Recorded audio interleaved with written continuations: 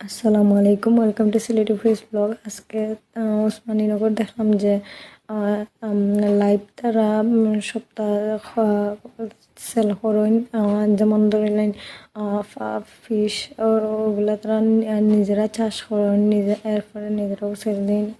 বিভিন্ন ধরনের শাকসবজি, চারা গাছ, ফুলের গাছ এগুলা। আর ইনো বাস্কেট রাখা আছে যেন এভরিডে বিভিন্ন ধরনের টাটকা শাকসবজি চারা গাছ মাছ আনিয়ে রাখা হয়।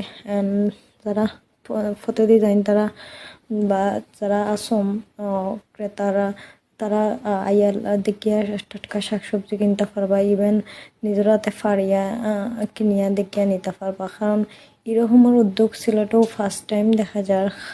কারণ আমরা যে কোনো জিনিস কিনতে হইলে বাজারেও গিয়া বাজার থেকে দেখি